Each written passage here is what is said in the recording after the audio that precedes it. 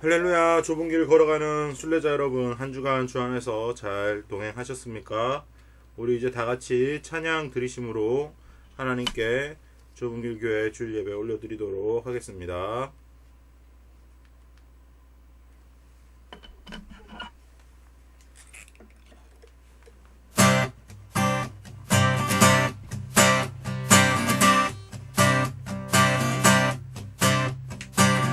새 모든 주를 바랄 때, 주를 바랄 때, 우리 주를 바랄 때, 새 모든 주를 바랄 때, 주를 바랄 때, 우리 주를 바랄 때, 주님 통치하시네 소망 구원 주시는 당신은 영원하신 주, 영원하신 주, 지치지 않으시는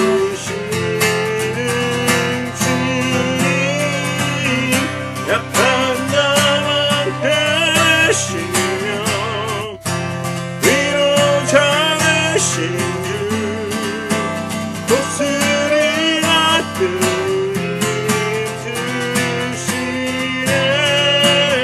새 모든 주를 말할 때, 주를 말할 때, 우리 주를 말할 때, 새 모든 주를 말할 때, 주를 말할 때, 우리 주를 말할 때, 주님 통치하시네 소망 구원 주시는 당신은 영원하신 주, 영원하신 주, 지치지 않으시는 주님, 약한 자와 되시며 위로자 되신 주, 독수리 같은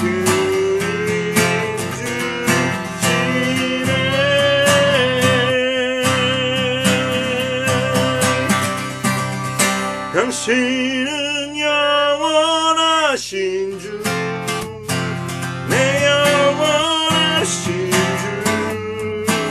지치지 않으시는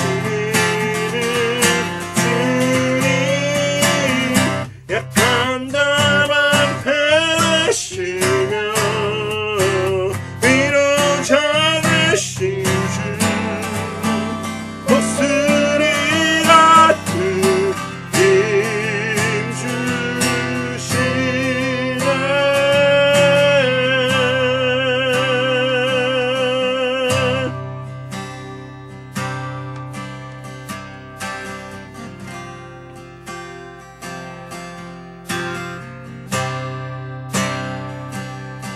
주 안에서 내 영혼 다시 태어나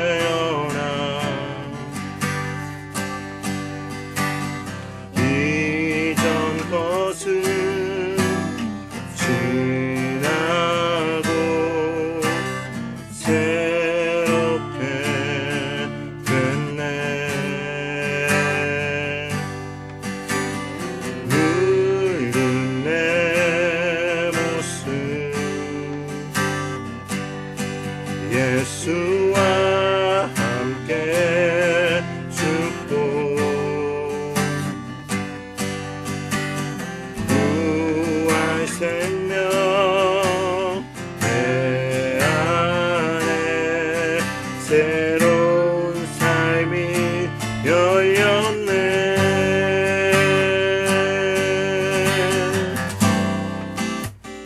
너희가 나를 택한 것이 아니요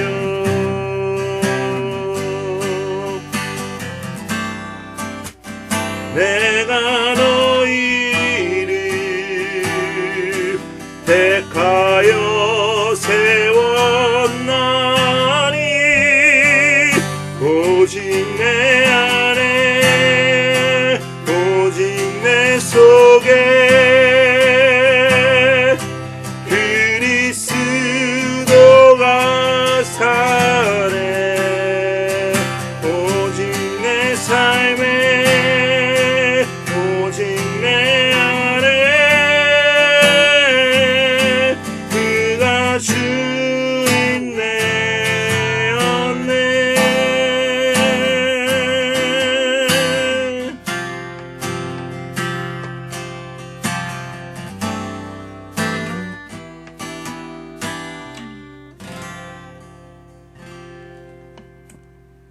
사랑의 하나님 아버지 감사합니다. 오늘도 주님 안에서 예배드리고자 이곳에 모여 하나님 앞에 찬양하며 예배드립니다. 우리 가운데 임하여 주시고 시공간을 초월하시는 하나님께서 우리가 어디서 예배를 드리든지 하나님 함께하여 주시고 주님 말씀으로 임재하여 주시옵소서. 우리가 하나님 말씀 깨닫는 시간 되게 하시고 한 주간 하나님 뜻대로 살지 못한 부분들을 회개 반석 위에 올려놓으며 다시 한번 새 사람을 입으며 예수 그리스도의 보혈 의지하며 나아가오니 우리를 정결케 하시고 기쁨으로 우리의 모든 죄를 다 회개하고 주님 앞에 나아갈 수 있게 인도하여 주시옵소서. 감사 찬양드리며 은혜를 간구하며 예수님의 이름으로 감사하며 기도합니다. 아멘. 오늘 우리에게 주시는 하나님 말씀은 마가복음 11장 12절부터 25절까지의 말씀입니다. 마가복음 11장 12절부터 25절까지의 말씀을 봉독해 드리도록 하겠습니다. 이튿날 그들이 베다니에서 나왔을 때에 예수께서 시장하신지라 멀리서 잎사귀 있는 한 무화과 나무를 보시고 혹 그 안에 그 나무에 무엇이 있을까 하여 가셨더니 가서 보신즉 잎사귀 외에 아무것도 없더라. 이는 무화과의 때가 아님이라. 예수께서 나무에게 말씀하여 이르시되 이제부터 영원토록 사람이 내게서 열매를 따먹지 못하리라 하시니 제자들이 이를 듣더라. 그들이 예루살렘에 들어가니라. 예수께서 성전에 들어가사 성전 안에서 매매하는 자들을 내쫓으시며 돈 바꾸는 자들의 상과 비둘기 파는 자들의 의자를 둘러 엎으시며 아무나 물건을 가지고 성전 안으로 지나다님을 허락하지 아니하시고 이에 가르쳐 이르시되 기록된 바 내 집은 만민이 기도하는 집이라 칭함을 받으리라고 하지 아니하였느냐. 너희는 강도의 소굴을 만들었도다 하시매 대제사장들과 서기관들이 듣고 예수를 어떻게 죽일까 하고 꾀하니 이는 무리가 다 그의 교훈을 놀랍게 여김으로 그를 두려워함일러라. 그리고 날이 저물매 그들이 성 밖으로 나가더라. 그들이 마침 아침에 지나갈 때에 무화과 나무가 뿌리채 마른 것을 보고 베드로가 생각이 나서 여짜오되 랍비여 보소서 저주하신 무화과 나무가 말랐나이다. 예수께서 그들에게 대답하여 이르시되 하나님을 믿으라. 내가 진실로 너희에게 이르노니 누구든지 이 산더러 들려 바다에 던지라 하며 그 말하는 것이 이루어질 줄 믿고 마음에 의심하지 아니하면 그대로 되리라. 그러므로 내가 너희에게 말하노니 무엇이든지 기도하고 구하는 것은 받은 줄로 믿으라. 그리하면 너희에게 그대로 되리라. 서서 기도할 때에 아무에게나 혐의가 있거든 용서하라. 그리하여야 하늘에 계신 너희 아버지께서도 너희 허물을 사하여 주시리라 하시니라. 아멘. 오늘 본문 말씀을 통해서 잎만 무성한 무화과 나무의 최후라는 제목으로 하나님 말씀을 전하도록 하겠습니다. 이게 이제 무화과 나무의 모습인데요.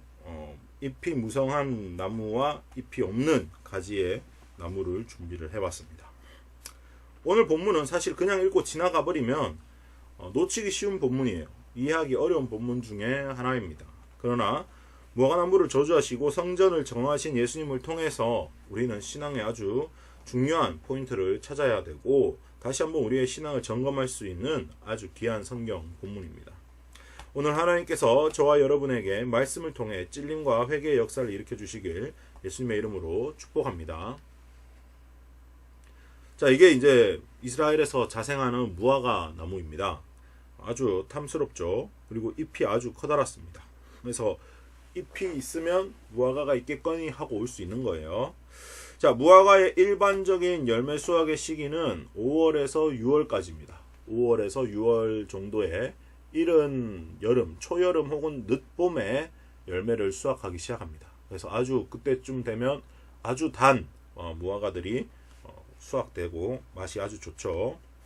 근데 오늘 예수님께서 본문에서 무화과 나무에게 열매를 요구하신 시기는 언제입니까?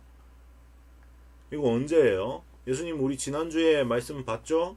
나귀 타고 예루살렘 입성하셨어요. 그 말인 즉슨 6월절 일주일 전이다 라는 이야기예요. 다시 이야기해서 고난주간의 시작이다 라는 거죠.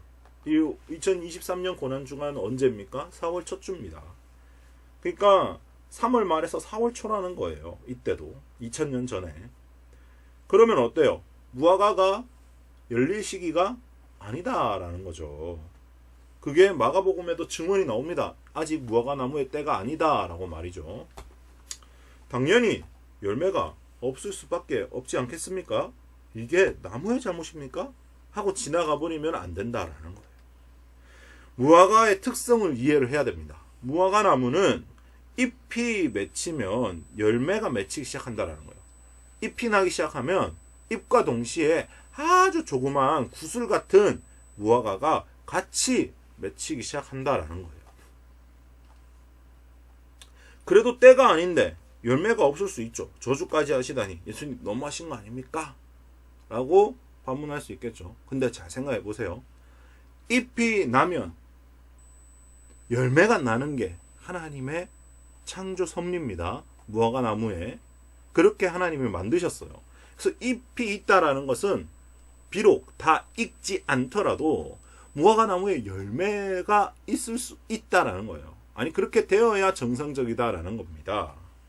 자, 여기까지의 무화과 나무에 대해서 살펴보고 계속해서 말씀을 보도록 하겠습니다. 자, 이 장면은 예수님께서 성전을 정하신 장면입니다. Change your coin to temple currency. Change your coin to temple currency. Buy your temple money from me. Tourist gold. Pure gold. Buy your temple money from me. I have the best rate. Buy your... This is my father's house.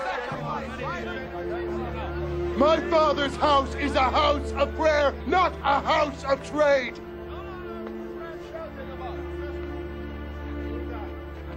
We pay tithes, but they care more about Caesar than about God. They have forgotten the word of God.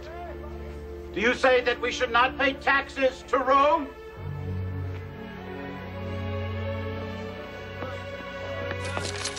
No! That's my money! Whose image is on this coin? Caesar! Then give to Caesar what is Caesar's, and give to God what is God's. I will make this the house of God again.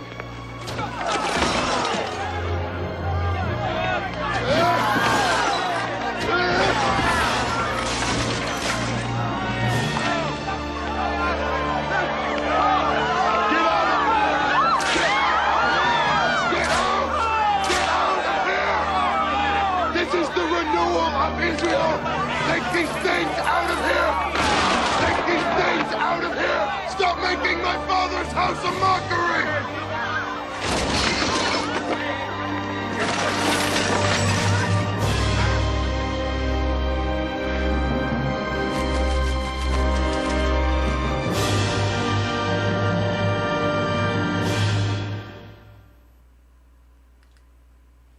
네, 물론 영화하고 살짝 각색된 면도 있지만 우리가 이 배우를 통해서 예수님의 분노를 엿볼 수 있죠. 자, 이제 성전 정화신 사건과 무화과나무의 저주의 사건을 연결시킬 차례입니다. 본문을 보시면 무화과나무를 저주하시고 성전을 정화하시고 무화과나무가 저주대로 말랐다라는 걸 확인하는 구성까지 있어요. 그 말은 뭐예요? 무화과나무 사건 사이에 성전 정화를 넣었다라는 이야기죠. 샌드위치 구조다라고 생각하시면 됩니다. 그러면 무화과나무와 성전 정화는 별개의 사건일까요? 같은 사건일까요? 반드시 같은 사건입니다. 같은 맥락으로 봐야 된다라는 거예요. 무화과나무를 저주하셨던 그 마음이 성전 정화를 하시는 마음과 똑같다라는 이야기입니다. 자, 왜 그렇습니까? 무화과나무는 이스라엘을 상징하는 나무로 성경에서 많이 쓰였습니다. 성경은 상징의 언어죠. 대표적인 구절들만 제가 좀 적어놨습니다.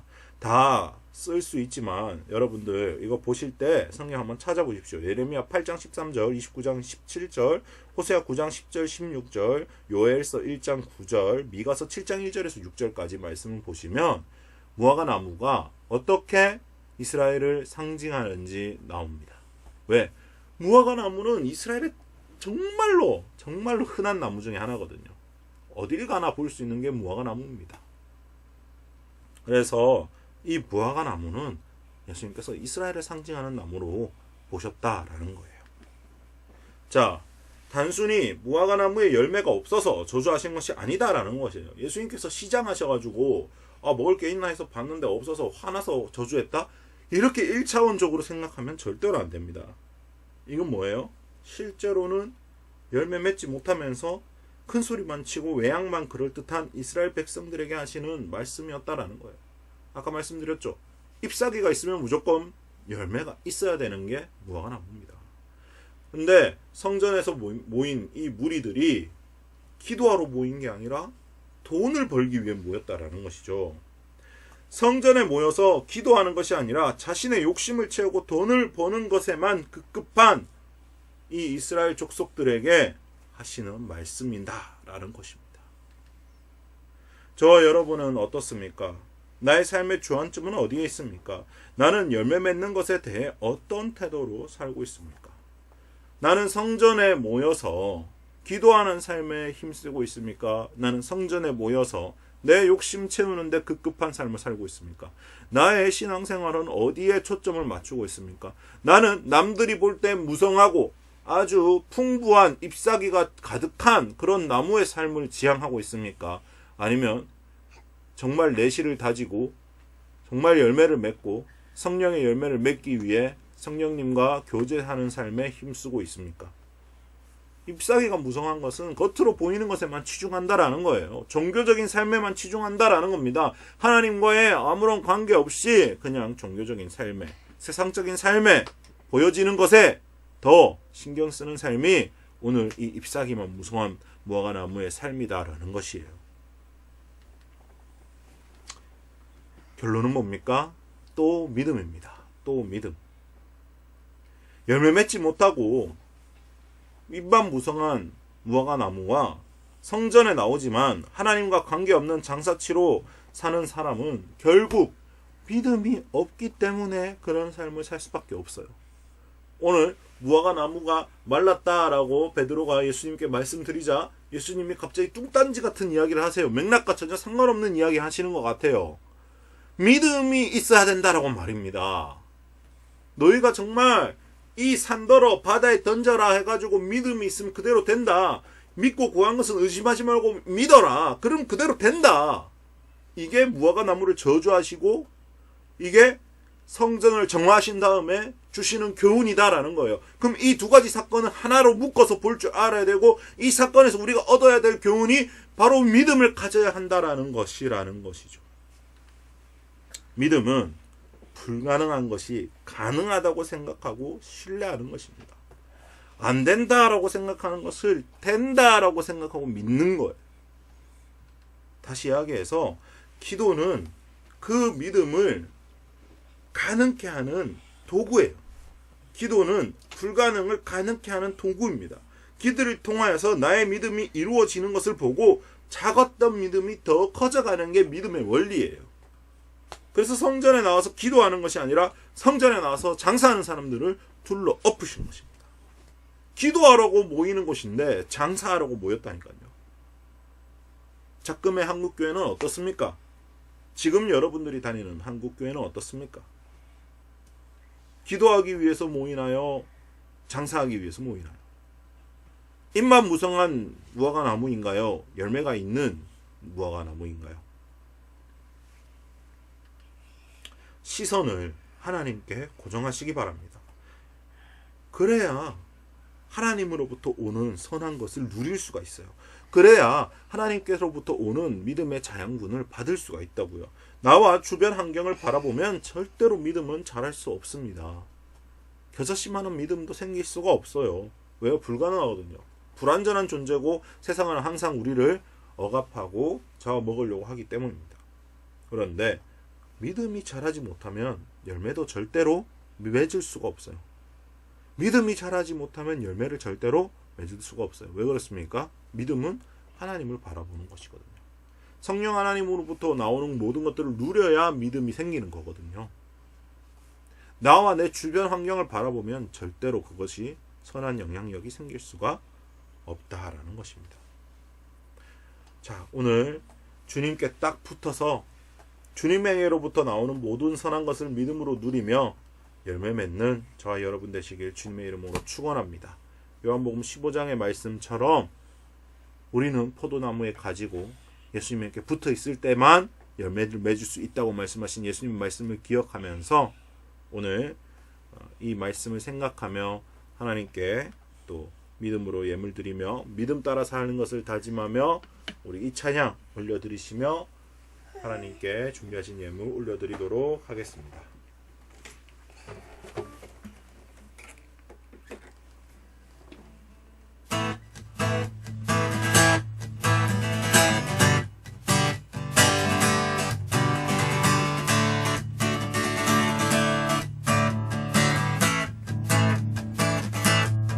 믿음 따라 걸음마다 말씀마다 주님만 따르리. 믿음 따라 걸음마다 말씀 따라 주님만 따르리.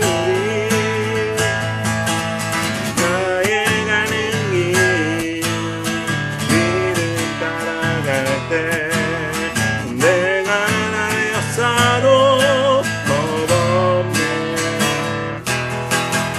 또 내 입술의 기도 믿음의 선포 주님 날 위하시면 내가 날 대접하리.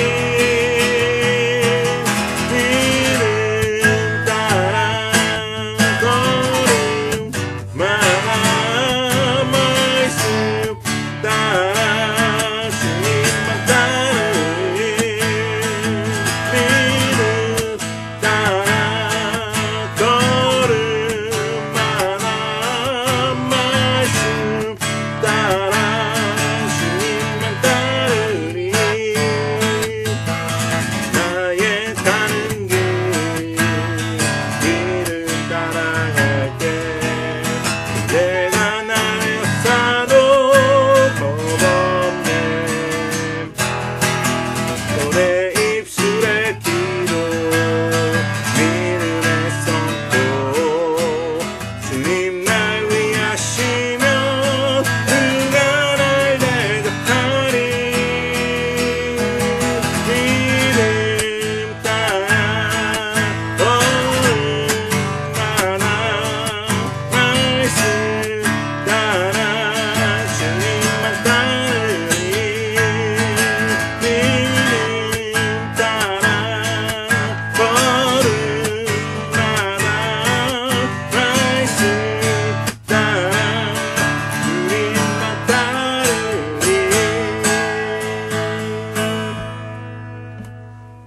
하나님 아버지 감사합니다. 오늘 임반무성했던 무화과나무의 실체를 알게 하시고 또 성전을 정하셨던 예수님의 마음을 알게 하시고 믿음이 결국 중요한 것임을 다시 한번 상기하게 하시고 임반무성하지 않은 나무로 살게 우리에게 마음을 주시는 하나님 감사합니다. 그리고 오늘 말씀을 기억하면서 한 주간도 주님께 잘 붙어서 주님께 자양분을 받아 열매 맺는 삶에 힘쓰는 좁은 길 걸어가는 순례자들 되게 인도하여 주시옵소서. 하나님 또 이 재단에 믿음의 손길 드리는 손길들이 있습니다. 예물들을 주님께서 받으시고 마음에 30배, 60배, 100배 열매 맺는 삶을 살 수 있도록 인도하여 주시옵소서. 감사 찬양 드리며 예수님의 이름으로 축복하며 기도를 드리면서 이제는 살아계신 우리 주 예수 그리스도의 무한하신 은혜와 하나님 아버지의 극진하신 사랑과 성령 하나님의 감화감동 교통하심이 이제 내 삶을 돌아보며 입만 무성한 무화과나무로 살지 않고 열매 맺는 삶에 최선을 다하는 모든 좁은 길을 걸어가는 순례자들 머리 위에 지금부터 영원까지 함께 하시기를 간절히 축원하옵나이다. 아멘.